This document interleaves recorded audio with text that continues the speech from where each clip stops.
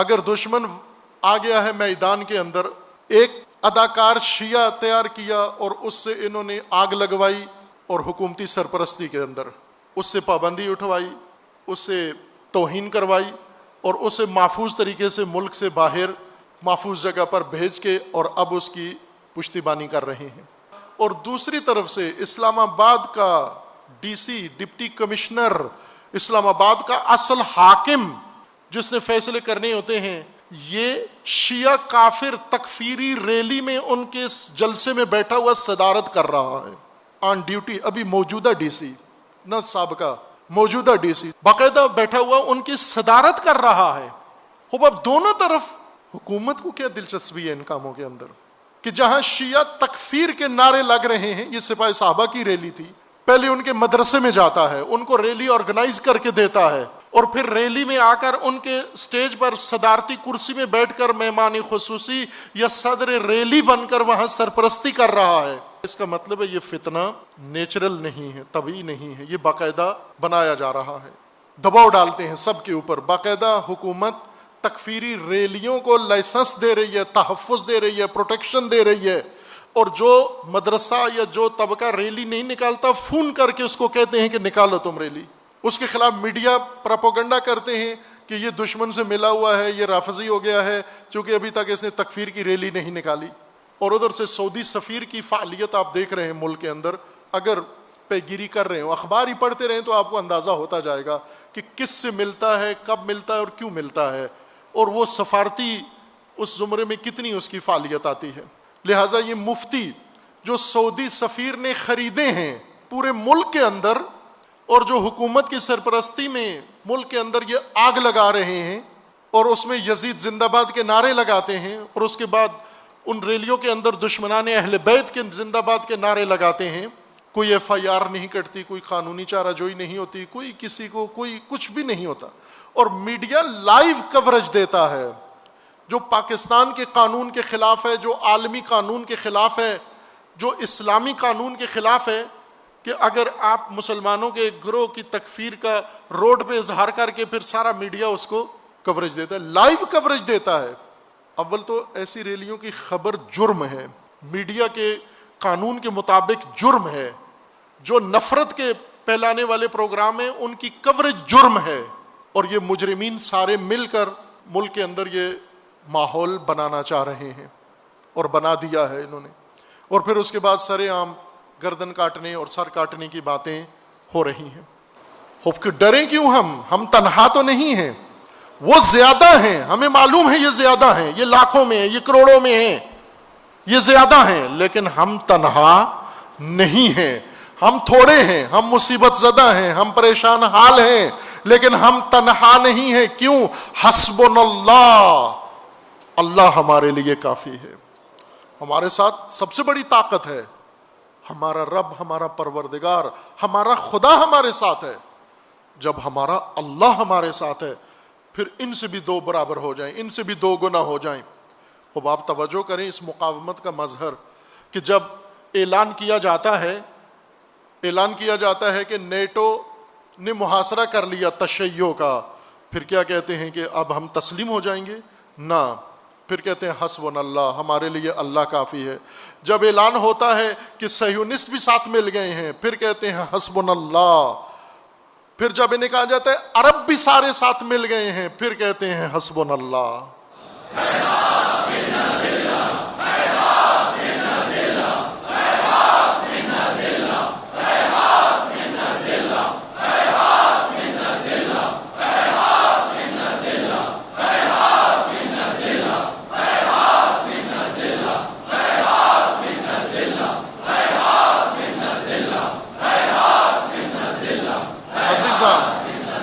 اللہ تعالیٰ کے اسماء حسنہ میں سے ہے ایک واحد، وحدہ لا شریک، واحد و احد، یہ دونوں اسماء اللہ میں سے ہیں، واحد اور احد، یکتا، ایک خدا وحدہ ہمارے ساتھ ہے۔ اب اگر اللہ کے مقابلے میں جن و بشر سارے اکٹھے ہو جائیں، پاکستان کی سڑکوں پر اگر جن و بشر سارے اکٹھے ہو جائیں، اس جن و بشر کی حیثیت کیا ہے؟ صفر کی حیثیت ہے. اگر کروڑوں صفر کسی جگہ اکٹھے ہو جائیں اور یہ کسی کو دھمکائیں اس قوم کو کہ جس کے ساتھ وہ یکتا ہے، جس کے ساتھ وہ واحد ہے، جس کے ساتھ وہ احد ہے، تو اس قوم کو ڈرنے کی ضرورت نہیں ہے. طاقت صفر کی نہیں ہوتی اگرچہ کروڑ ہی کیوں نہ ہو جائے، طاقت اس احد کی ہے. اگر اس کے ساتھ ہے آپ کا تعلق، اگر اس کی محبت آپ کے دلوں میں ہے تو پھر گھبراتے نہیں ہیں. حسبنا اللہ و نعم الوکیل. ہم اللہ پر بھروسہ کرتے ہیں اور اللہ پر ہمارا اعتماد ہے. عزیزان، اور اس کو شیعہ سنی کا نام دیا جا رہا ہے. یہ نہیں ہے، یہ شیعہ سنی مسئلہ نہیں ہے، یقین جان لے کہ نہیں ہے. اہل سنت کی اکثریت اس کام میں شامل نہیں ہے. ریلیوں میں اگر 10,000 آدمی آ جاتا ہے، 1,00,000 بھی آ جاتا ہے، کیا کراچی کے اندر اتنے سنی ہیں؟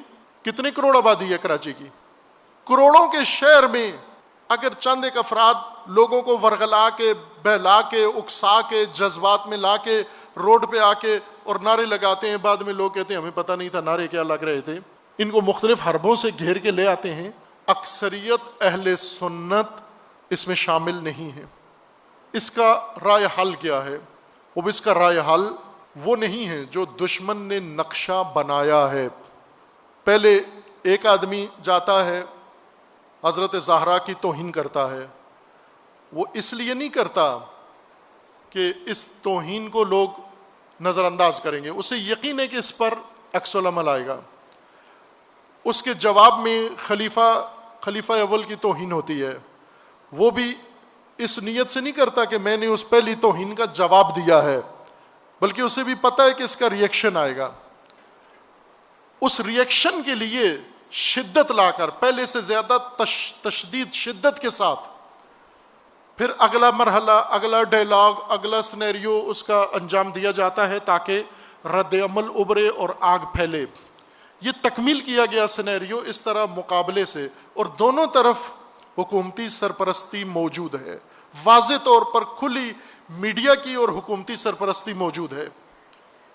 ایک دن ایک بیٹھ کر کلپ چلاتا ہے یا کانفرنس کرتا ہے اور اس کے اندر فرقہ واریت کی نفرت پھیلاتا ہے. دوسرے دن ٹی وی ٹاک شو پہ بیٹھا ہوتا ہے، وہاں پر بیٹھا ہوا تجزیہ تبصرہ کر رہا ہوتا ہے. بس یہ ایک نقشہ ہے تاکہ ہم یہ کام کریں گے، جواباً یہ کام ہوگا. جیسے ابھی برادر عزیز کہہ رہے تھے کہ سڑک پر آ کر جب یہ شیعہ کافر کے نعرے لگاتے ہیں یا یزید زندہ باد کے نعرے لگاتے ہیں، اس لیے نہیں لگاتے کہ یہ یزید کی صفائی پیش کریں، یا اس لیے نہیں لگاتے کہ شیعہ کو فتوی کفر لگائیں، بلکہ اس لیے لگاتے ہیں کہ اب شیعہ میدان میں آئے اور شیعہ میدان میں آ کر ان کے کفر کے فتوے لگائے. جو ہم کریں وہی یہ بھی جواب دیں. عزیزان، اس کا رائے حل یہ نہیں ہے. آپ وہ عکس العمل دکھائیں جو دشمن کے وہم و گمان میں بھی نہیں ہے. وہ عکس العمل کیا ہے عزیزان؟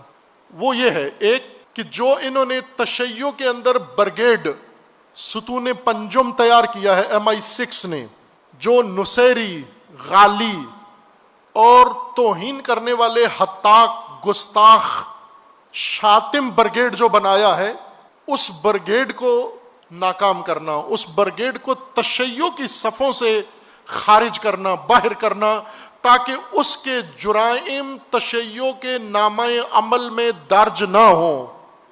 یہ کام تشیع نے کرنا ہے، اپنی صفوں کی تطہیر تشیع نے کرنی ہے. کفار نے رسول اللہ کی صفوں سے منافق نہیں نکالے، اللہ نے وحی کی رسول اللہ کو آپ کی صفوں میں منافق گھس گئے ہیں، انہیں باہر نکالو، ان کی مسجد زرار گرا دو، ان کے نام امت کو بتا دو.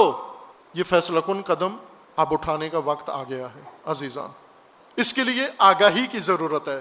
پاکستانی قوم کو آگاہ کریں. یہ پاکستانی قوم پراپوگنڈا زدہ ہے، میڈیا زدہ ہے. پہلا کام آپ کا فریضہ بیداری پھیلائیں اور بیداری دیں لوگوں کو. ائمہ کا راستہ بتائیں، انہیں بتائیں. غالیوں کے اوپر ہر ہفتے ایک کتاب آنی چاہیے، یہ فریضہ ہے. اور اتنا مواد ہے ائمہ اطہار کی جانب سے، ایسی روایات ہیں دو ٹوک سری. ائمہ نے کبھی گول مول بات نہیں کی. میں نے پہلے بھی کہا تھا کہ اگر وہ روایتیں یہاں میں پڑھوں تو FIR کٹ جائے گی پاکستان کے قانون کے مطابق. وہ پڑھیں آپ روایات، آپ کی کتابوں میں موجود ہیں، علماء بیان کریں لوگوں کے سامنے. شیعہ پڑھے اپنے ائمہ کی کہ غالیوں کے بارے میں کیا فرمایا ہے. ایک طرف سے آپ نے تشیع کی صفوں سے یہ ستون پنجم کا صفایا کرنا ہے. پاکستان کے اندر کوئی غالی نصیری شیعہ بن کر، شیعہ کہلا کر شیعہ کے اوپر تجاوز نہیں کر سکتا اور شیعہ کے لیے دشمنی نہیں ابھار سکتا. شیعہ کے نام پر مسلمانوں کے مقدسات کی توہین نہیں کر سکتا. یہ اجازت نہیں دینی. یہ میدان بند کر دیں ان کے لیے کہ کوئی بھی تشیع کا نام لے کر تشیع کو نقصان نہیں پہنچا سکتا. تشیع کی بقا کا اب دار و مدار اسی پر ہے. عزیزان، یہ بالکل دو ٹوک بات میں کر رہا ہوں. اس وقت یا تشیع بچے گا یا یہ شخصیتیں بچیں گی. اگر تشیع بچانا ہے تو ان سے دستبردار ہونا پڑے گا، اگر ان کو بچانا ہے پھر تشیع سے دستبردار ہونا پڑے گا. اور تشیع چھوڑنا، تشیع کو نابود ہونے دینا جرم ہے، گناہ ہے، اللہ تعالیٰ معاف نہیں کرے گا. اگر وہ میرا گناہ ہے تو مجھے، آپ کا ہے تو آپ کو، اور جس کا گناہ ہے اللہ اس کو معاف نہیں کرے گا. جو بھی تشیع کی نابودی کا تماشا دیکھ کے یا مدد کر رہا ہے ان کی. دوسرا، عزاداری کو کاروبار بنا دیا، تجارت کرتے ہیں، نفرت پھیلاتے ہیں عزاداری کے نام پر. عزاداری کو احیا کرنا، عزاداری کو اپنی روح کے ساتھ، اپنے آداب کے ساتھ، عزاداری کو اپنے فلسفے کے ساتھ، اپنے مقصد کے ساتھ برپا کرنا. آپ پرواہ لوگوں کی کر کے دین نہ چھوڑیں. اللہ کا فرمان ہے اللہ کی پرواہ کر کے دین خدا بچا لیں. اور اگر آپ نے اللہ کی پرواہ کر کے دین خدا بچا لیا، اللہ تمہارے ساتھ ہے. تم تھوڑے بھی ہوئے تو اللہ نے تمہیں کامیابی دینی ہے انشاءاللہ. اس بات پر یقین رکھیں، وثوق رکھیں، اللہ کے وعدوں پر یقین رکھیں کہ اللہ تعالیٰ نے آپ کو ثبات قدم دینا ہے، صبر دینا ہے، استقامت دینی ہے، اور یہ کام انشاءاللہ انجام دینا ہے.